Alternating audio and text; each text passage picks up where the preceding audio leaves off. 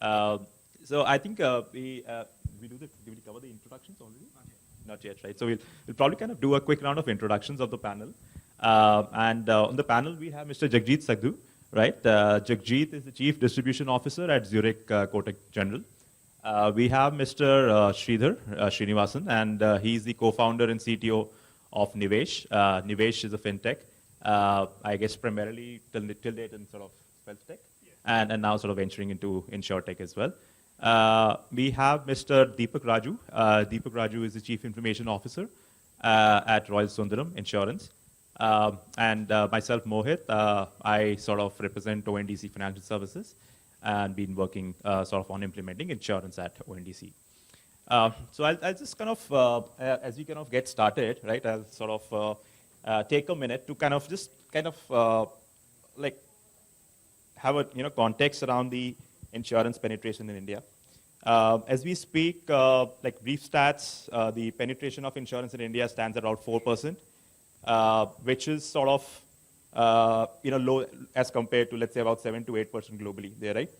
General insurance about 4%, about 3%, and life insurance around, I guess, 2.5% there itself, there, right? Now, this low penetration of insurance in India essentially leaves a gap in terms of, significant shocks that the population at large kind of faces, and also sort of affects the financial stability, right? It also sort of puts a strain on the public resources by and large as well, there, right? One of the things that Open Network for Digital Commerce, ONDC, kind of initiated, and kind of we sort of started with sort of release of standardized protocols last year, essentially is kind of standardizing the distribution rails for distribution of insurance there. And also of easing out the distribution of smaller ticket size sachet products there as well. And I think some of you have already kind of started, and we're in the middle of pilots as well, and then looking forward to kind of scaling up. With Jagjeet and Sridhar, I'll kind of maybe start with one of the questions with both of you. Like both Kotak General as well as Nivesh have been sort of early adopters in terms of starting the pilots on ONDC network there, right? What motivated you here, right? And we'd love to kind of hear your thought process, and how do you kind of see the potential of the networks over here in terms of expanding coverage? Okay, let me set the perspective here from the insurance lens. What I would say, before touching on the insurance, I would say that let me touch on the how economy is developing and kind of having us have a tailwind to actually proceed, in fact, at the faster rate. See, if we see economy, we all know that, we are in very interesting phase of economic cycle where, the output is increasing, our GDP, remains consistently on the rising trend, our inflation is very much in control. So, I mean, all these, kind of things are actually leading to, higher productivity going forward as well. And when we talk about productivity, that means, a tailwind on the the whole infrastructure side, which is highly attributed to success stories of a lot of MSMEs and SMEs in our country, which is a kind of backbone of our economic agenda so far. And we are seeing that in the budget also, we have got a number of, PLI scheme, employee incentive link scheme, where the government also want to push this whole sector to a different level. And these kind of developments are proxy to the growth of general insurance. General insurance, in a way, is less than 1% penetrated in the country. So you can understand that if global standards are somewhere on the GI side close to 4.5–5%, we are not even 20% of what exactly the whole globe is. So that means that throws immense amount of opportunities to all of us in the GI space to actually explore this much better. What I also would like to mention here is that seeing the ONDC when we started, experiencing it more closely by getting into the whole ITs and infrastructure side, we found that they are going to do a tremendous amount of work in kind of making consumptions more easily available to all the consumers across. And if you talk about consumption, that is fed by the demand, and demand is created when you have got a pipeline to manufacture and deliver services over a period of time. So if we see, the MSME and SME sector in our country, the way it is growing, that is throwing us an opportunity to actually associate, attribute protection on both demand side and on the supply side. But as you rightly mentioned, Mohit, that we are seeing that the penetration is not high.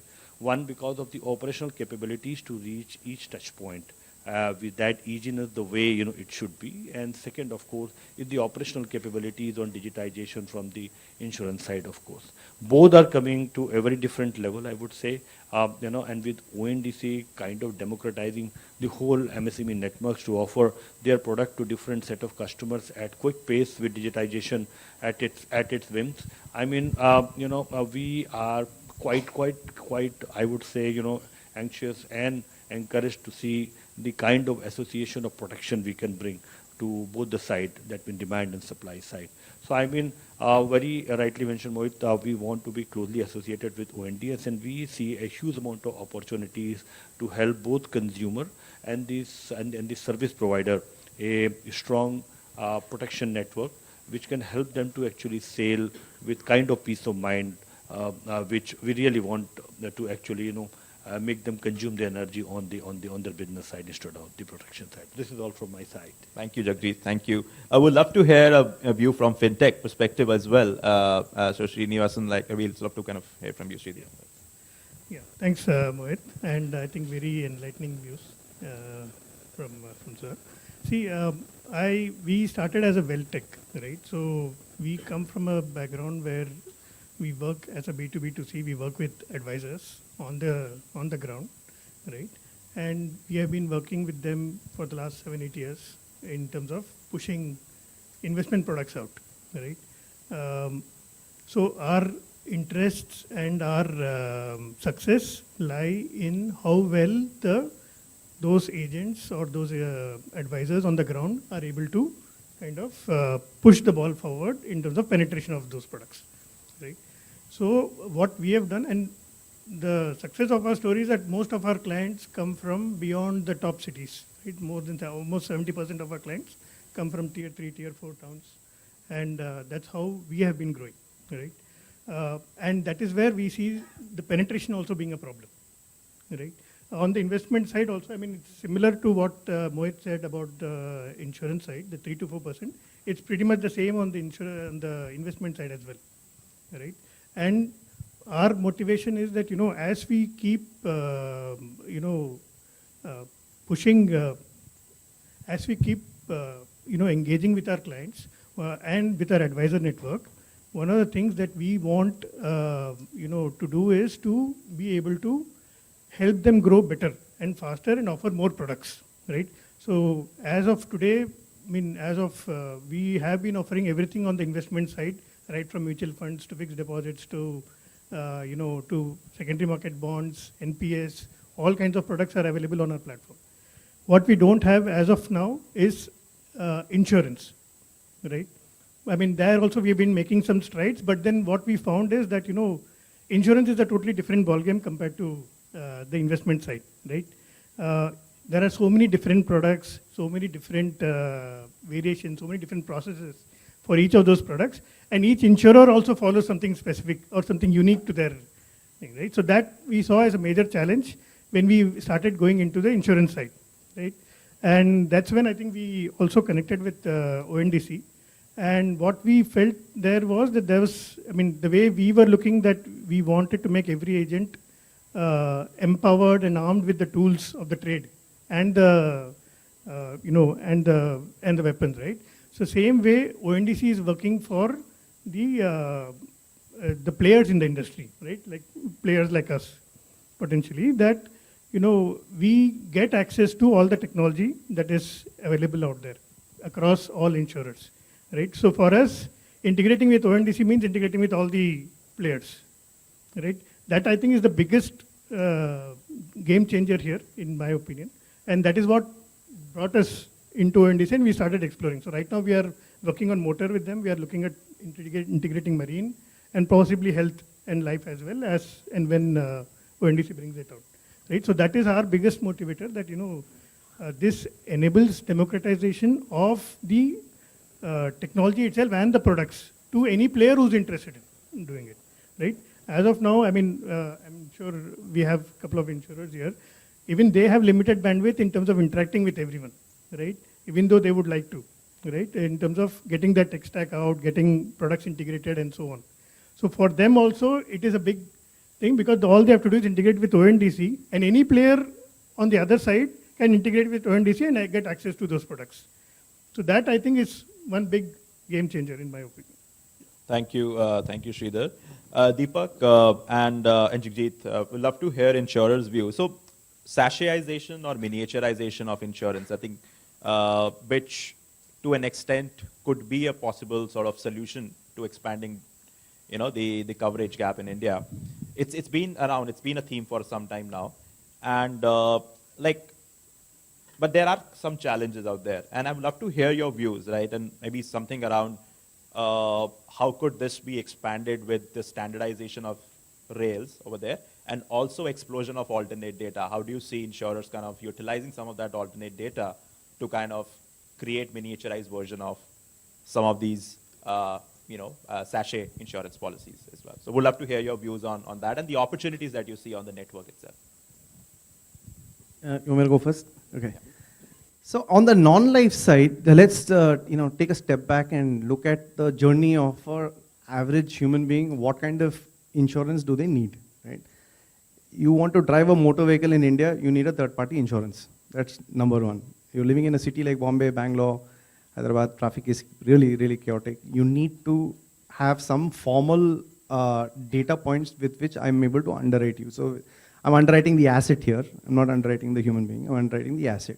So if you underwrite the asset, when you are involved in an accident, I will be in a position to protect your financial shock, right? The vehicle is repaired, you're in an accident, God forbid, there is a windshield that's broken, I'm able to replace that windshield and make you the car in as good as the shape that it was prior to the accident. Then there is health, right? There is a tremendous amount of awareness on health insurance, specifically after COVID, right? Now everybody has an insurance cover. I can guarantee that in this room, 95% of the people will be underinsured, right? They will not have sufficient, medical insurance. The medical inflation costs in the country is going through the roof in about excess of 17-18%. And, I'm reasonably sure that people will have the Pradhan Mantri scheme, the mass market, the large scale Ayushman Bharat programs people would have taken because it's just a simple, direct debit from your savings bank account. But if you don't have minimum insurance of 25 lakhs, 30 lakhs, then I think you're underinsured because, God forbid, you get into a health situation, you walk into a hospital, right from diagnostics to, let's say, if you want to get a surgery, etc., the costs are going to be significant. If you look at the rural side, in the rural scheme of things, right, there are about 6 lakh gram panchayats in the country, about 6.5 lakh gram panchayats in the country. The rural guys are actually the subscription base of mobile or the mobility, what we call as the tele density in rural villages, is roughly about 60%, which is a per capita mobility for every 100 subscribers is about 60%. The average consumption of consumer devices is about 15 to 16 GB. That means people are consuming data. People living in the rural cities are actually consuming a lot of social media content.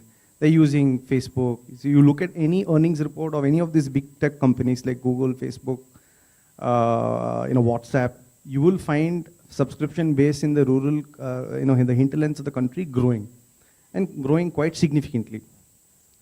So there are 3 things today that I believe we can glean out of, let's say, mobility data, which is I know because 85% of rural India works on prepaid cards, like prepaid mobile networks. So if I know the behavior pattern of when that consumer is recharging, right, I will be in a position to make a reasonable guesstimate on what that person's disposable income is. With that disposable income, I can use that as a parameter for underwriting products, right? So that's one way of looking at it. There is also a big government push on electrification. So there are about 600 million homes which has been electrified at the moment. And electrification is also got what's called as prepaid smart grids, right? So if I need to consume electricity, I don't need a fuse. So like if I need to pay, I need to go to the electricity counter. I need to make a NEB statement and pay the bill across the counter. And if I don't pay, somebody from the electricity office is promptly dispatched to my home and the physical fuse is taken away. that situation is changing in India. It's all becoming smart grids. So if I need to use, it is pay per use, which is also another indicator of, let's say, are the utility bills being paid by the person living in let's say, a village. And that's, like I said, could be a good alternate data or alternate behavioral data that I can use if I want to go out there and issue, let's say, an EMI kind of product. Because I know that that person has reasonable history of credit. It's not necessarily in a CIBIL form, but in some alternate form. So this alternate data is going to be big. I think if you guys have not visited the pavilions, there are some very smart companies that are using this. Yesterday, I was looking at Data Sutram. There's a company called Proof, based out of Bangalore. They're able to curate this kind of data and make it available for companies, like available for insurers, available for brokers, intermediaries. So there's a way that ONDC can bring that into the ecosystem. Then it's a lot more easier for us to be able to distribute these products. And I'll come to the sachet thing. Maybe you might want to take that point. Thank you. So, in fact, I will draw your attention to people who are of my, age band. Huh? So, you remember, if some 22 years back, if at all, you have to have a telephone in your house, you remember the kind of hustles, a person has to undergo, right from applications to, following up for the applications to clearance to have that particular thing installed, and then in between it is getting, out of order, and then again, having a hustle of fixing it. Fast forward, people like, Airtel came, and all those, quick, fix in terms of mobile came. But I strongly feel the real revolution came when Jio came. Okay, and then what Jio did was that, they kind of, made up their mind to have a large amount of subscribers quickly coming to their platforms, both from the existing domain and of course the new subscribers. So what they did, they actually leaned on the digitization.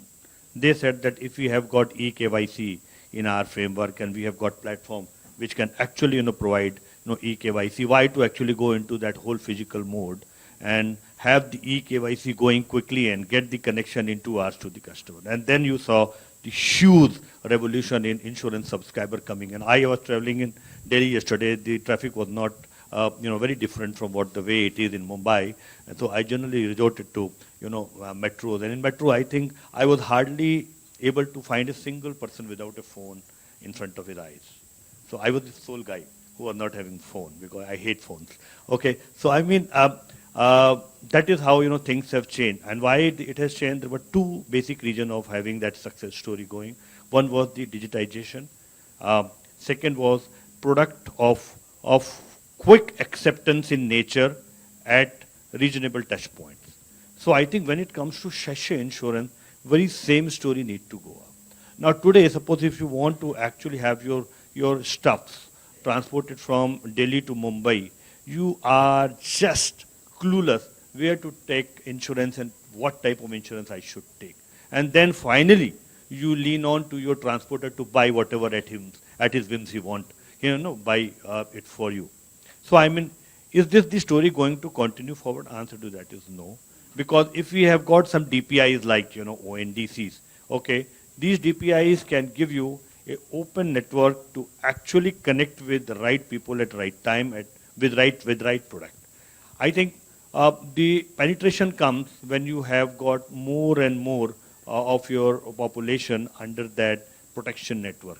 And that comes not only on the life side or asset side, it comes on the transaction side as well. And when these transactions are becoming more and more available on digital platforms, it becomes all the more necessary to have the sachet insurance. For example, cyber insurance. We talk about cyber insurance as if it's such a deep hole that it is very difficult to understand. But trust me, all the largest companies in the country have got some kind of framework ready to ensure that they are not hit by any cyber infringes. But at the same time, you talk about SMEs, as MSMEs, they don't have that financial, economical capabilities to actually launch themselves on these kind of high-profile cyber protections. But trust me, if at all, these kind of protocols coming in between like ONDCs and giving comfort on transaction basis a kind of production on the cyber side, both to the consumer and to the supplier, it becomes a win-win story for everybody. So I think Shasha Insurance is kind of a new way forward in the whole stream of ecosystem that we are talking about.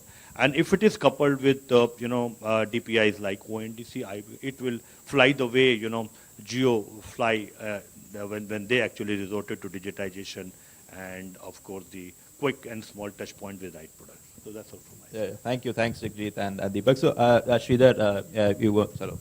Yeah, I wanted to Yeah. add to what was said, but from my Well-Tech perspective, right? See, I think we saw some kind of transformation happening on the wealth side as well, right? Early 2014, 2015 is when we had the launch of exchange-based platforms. BSE and NSE launched their mutual fund platforms, right? So at that point, that was transformational for mutual fund distributors, right? And then what happened was, there were 2 or 3 other things. In mutual fund, we typically associate mutual fund with mutual fund Sahi Hai campaign, right? Which is fine. But there are these other things that happened behind the scenes which actually did the propelling. One of these is the exchange-based platforms that came up, right? Which is similar to what ONDC is doing right now, right? Second thing is, there was some kind of standardization that happened for all the products. So all the mutual funds got classified into equity, debt, hybrid, other. In the equity, we had large cap, mid cap, small cap, and so on, right? So all these things started happening, right? And all the mutual funds, AMCs had to start classifying all their products into that. So standardization was one of the key things there, right? And the third thing that happened was the ticket sizes dropped dramatically. Previously, it used to be 1,000 rupees, 5,000 rupees per transaction for an SIP. It dropped to 1,000, then dropped to 500. Now we have schemes available at 100 rupees also, right? Those 3 things I think are key to the transformation that happened. In 2014-15, the mutual fund industry was about 10 lakh crore, 10 trillion, right? Now it is at 65 trillion, 10 years later, right? That's the power of the change that we are looking at. Great. Just to- Okay, thank If you. I can just add here quickly, see the other important aspect is the shifting consumer behavior, right? Today, why will a consumer want to sign up on an insurance contract and pay for 1 full year of premium when they know that there are pay-as-you-go products? So we had this pay-as-you-go, just like the usage-based insurance, and it's been there for about a decade at least. There's many companies that have pioneered in that space. OEMs have themselves brought the OBD devices, and there is the whole telematics play out that has happened, etc. But today, if I know that I need to ride a Lexus or a Porsche car, and that car is only going to be in the garage for like 9 months of the time, and they take it out in a rally, for example. And this happened recently when there's a mill owner from Coimbatore reached out to us saying, I have a Lexus car. He has like 3 supercars that are written by various insurers. I don't want to take names, but he says, can you underwrite this Lexus car? He drives it about 50 kilometers in a year, right? So that's just tap insurance on tap, right? Why will he want to pay 1 full year's worth of premium? Similarly, if you look at the rural side, like why will a farmer, for example, pay for tractor insurance when he knows that he's only going to use the tractor at the time of the harvest season or at the time of, let's say, he's planting the monsoon crop during Kharif, right? That's just 2 cycles, right? So can there be like tractor insurance on tap? Like a friend of mine he's doing a bike rally in Iceland. Like he has a valve in his heart, nobody is willing to give him insurance. But he needs insurance on tap just for that Iceland trip, right? So I think the consumer behavior will now start forcing insurance carriers, brokers to work with insurance carriers and co-create some of these products, because consumers really need on-tap insurance and not really willing to pay the price for 1 full year and wait for that anniversary.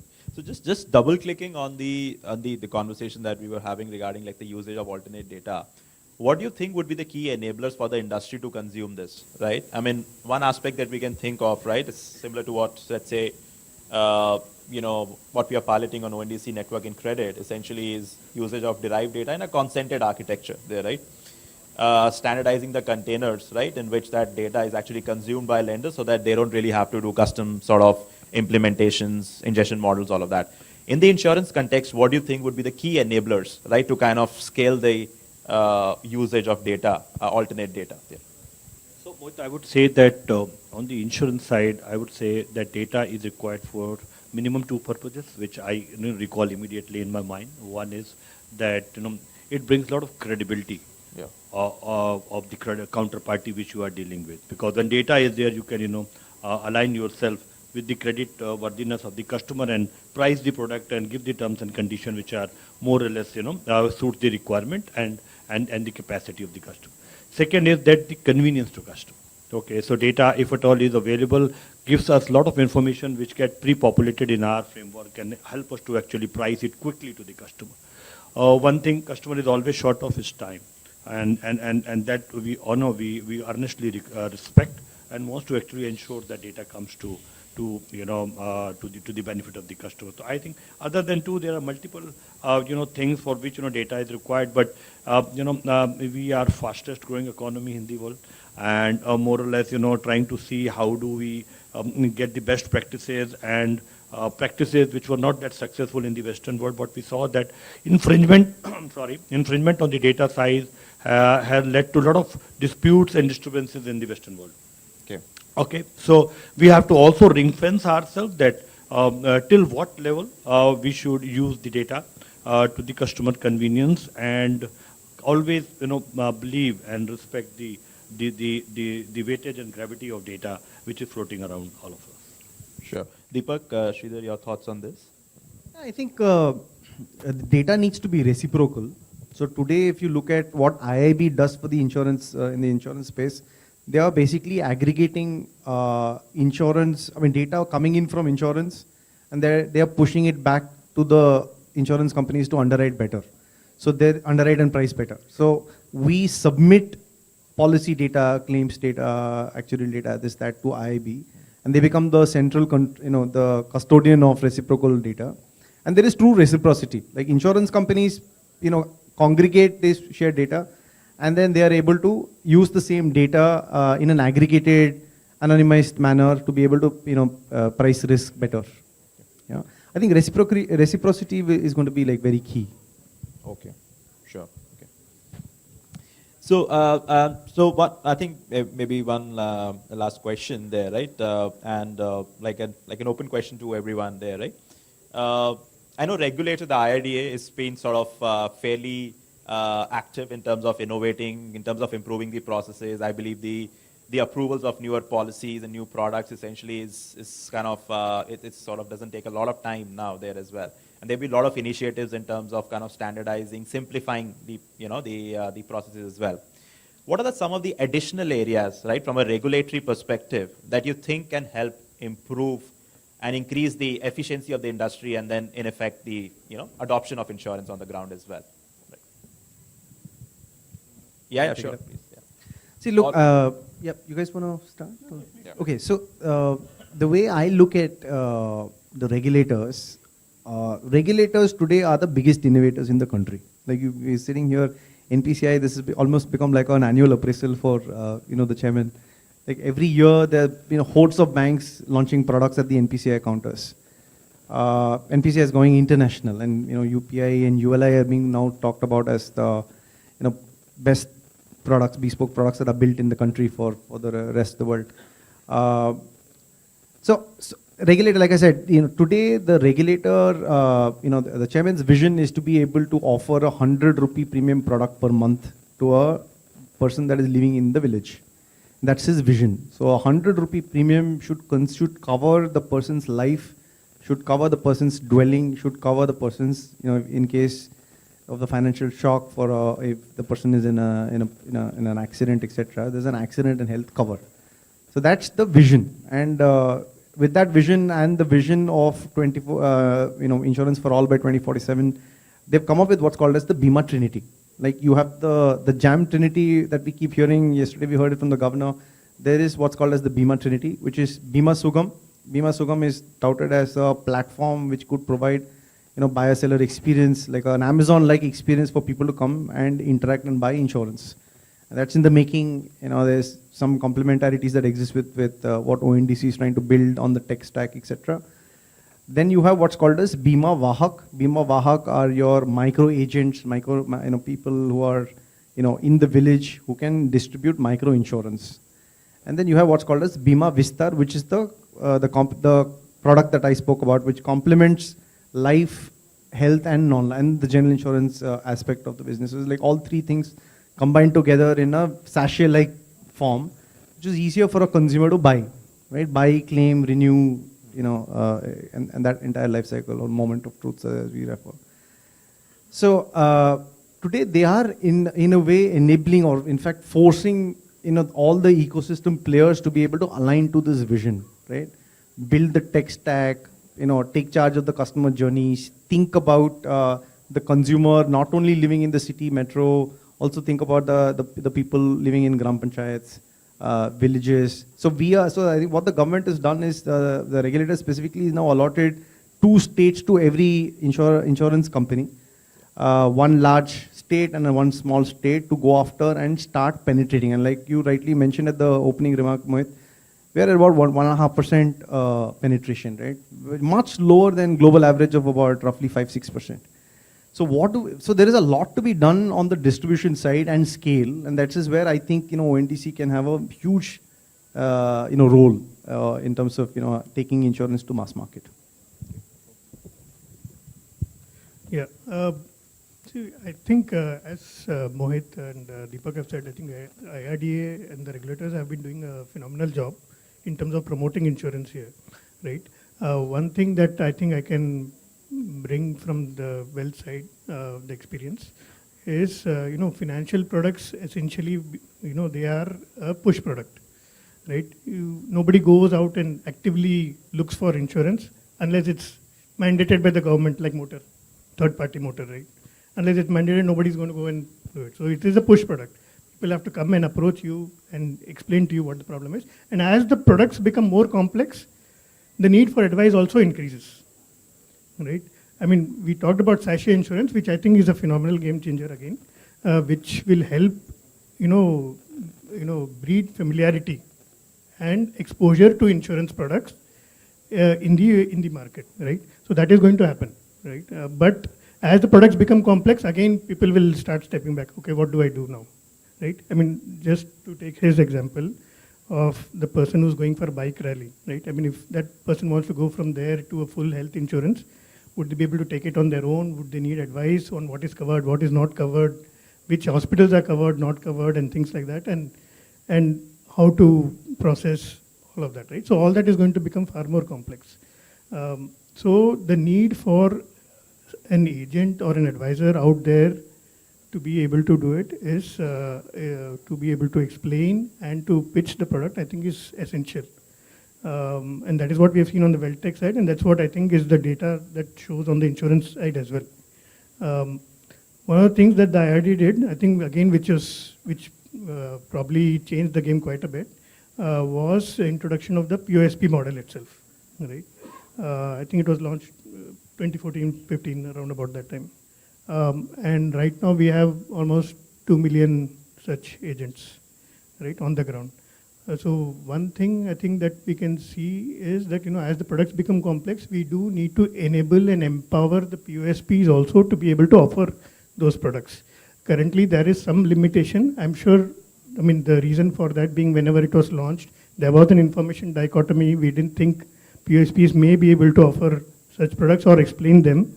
But given where technology is today and given how information is being disseminated in the current age with Geo, of course, right, taking a cue from you, right?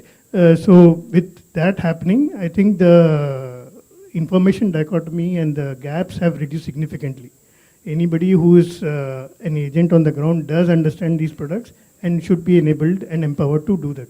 So that, I think, is something that, it would be interesting to see if the regulator can do something in terms of creating a framework for that to allow POSPs to go beyond the limited set of products or limited, sum assured ticket sizes that are currently offered by them. Thank you, Sridhar. Thank you. Jagjeet, your thoughts on, some of the innovations or areas that can be simplified from a regulation perspective? Yeah. There, right? So I would say that, there's a quite a dichotomy, which we witnessed. You see COVID times, our market was X and our GDP was Y. Now, if you see fast forward now, post-COVID, I think in last 4 years, our GDP is close to 125% of what it was in the COVID time. and our financial market is close to 350 or 400% of what it was at the COVID time. So look at the difference. So that there's a gap between the financial growth and economic growth. So financial growth, in a way, kind of defect the promise, the Indian market throws, and economic growth is the output, which the economy produces. So that means if there is a gap, then there is an opportunity, right? I think our regulator has been very kind. I would say of late they have been very agile and active in identifying these gaps and finding ways to actually fix those gaps as quickly as possible. I think what we have witnessed in the last 3 years that they have moved from rule-based governance to principle-based governance. I think that has a great influence on people like us who are manufacturing different products. What we see here around the insurance ecosystem, the financial ecosystem with DPIs like ONDC, we are going to have technology on our side. We are going to have a democratization of data and democratization of the consumers at different platforms. What we need to do here is that have enhancement of our touch points, okay? And that touch point can actually lead us to proliferate the whole agenda of insurance to the last mile of our country at much better pace. So in that case, we are only requesting the regulators to allow us to have more convenient distribution system made available to us, which has got larger and enhanced capabilities to distribute product at different level. I think with so much done at IID level, I think I'm very sure that this is also is on the anvil, and we'll quickly see that happening as well. So I think this is all. Okay, thank you, Jagjeet, for your thing. I think we have some time for a couple of questions from the audience, so we can sort of you want to go first, right? Yeah, hi. Please introduce yourself as well as you sort of. Yeah, definitely. Hi, I'm Professor Kurupesh, and I'm come from academia background where I'm heading the MBA in FinTech, and I do take InsurTech subjects. So I always wonder to go for a better penetration, ONDC. I think 3 points are required. Number one, financial literacy. Number two, which I think is very important, it is interoperability of sharing of data between insurance company. And to increase the penetration, the standardize of policy and premium, like it happened in mutual fund. So what are your thoughts on these 3 points? So the last one first, sir. Today, the motor own damage tariff. It's a little technical, but just bear with me. But there are two tariffs. One is what is called as own damage, and one is what is called as third-party damage.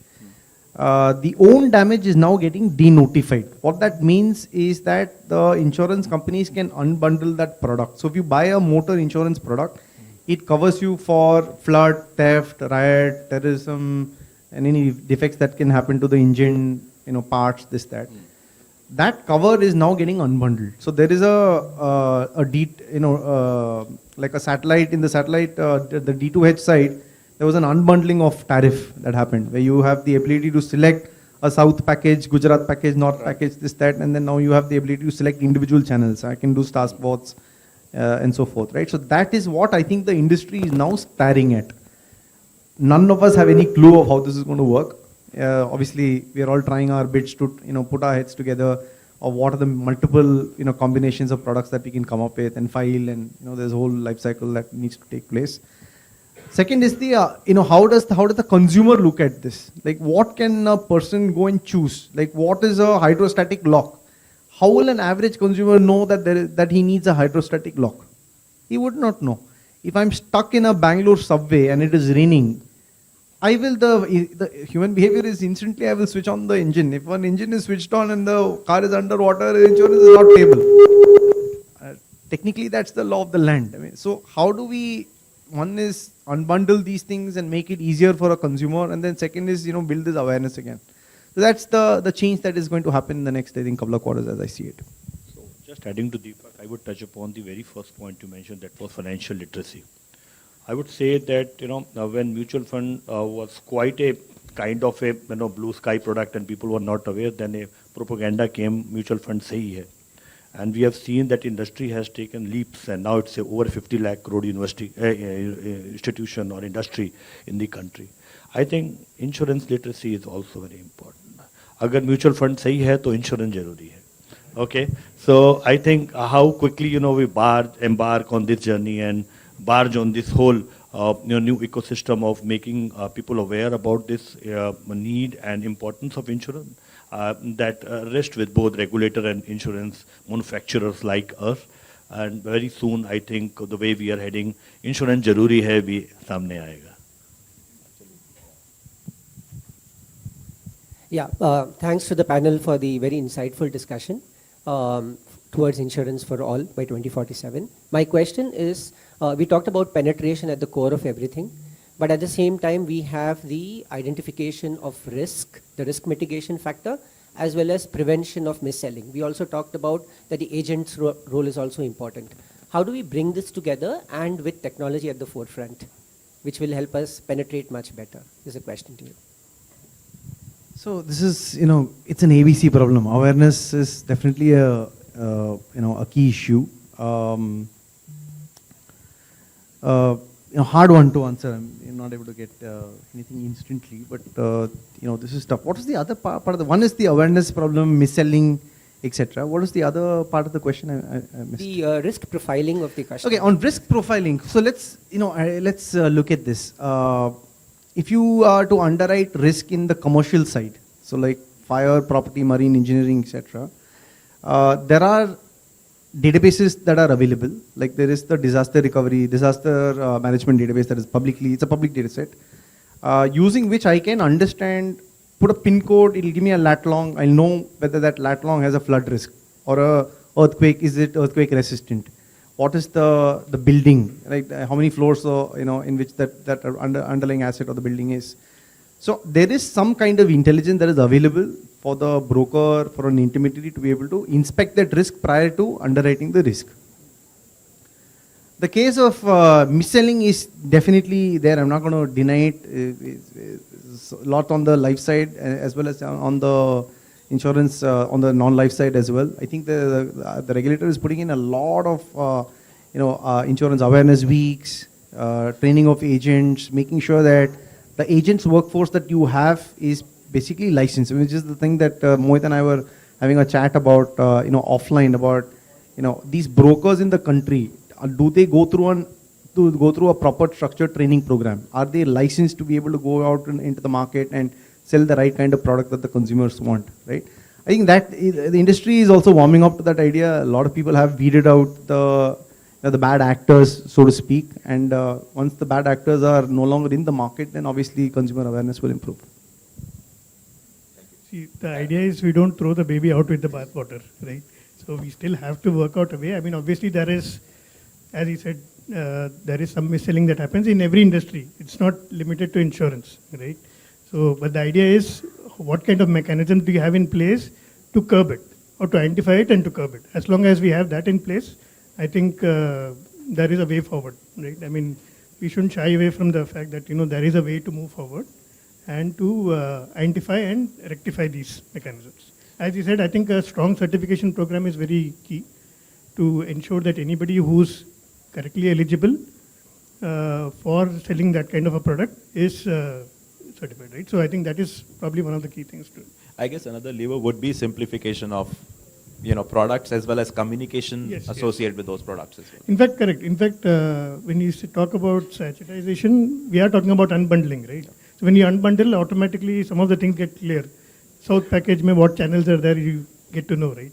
And then you can pick and choose from that. So then you start building your understanding. The consumer also starts building their understanding based on that. Then you say, okay, now you can combine all of this. For example, you can even combine a vehicle insurance and a health insurance for a travel, potentially, right? Ladies and it becomes gentlemen, a trip insurance. Yeah. I'm so sorry. Ladies and gentlemen, please give a huge round of applause to all of Thank our you, sir. panelists. And I do understand that you have questions and they also want to answer. I would request you all to take the conversation outside while you network. I would request all of our panelists to please come forward for a group photo.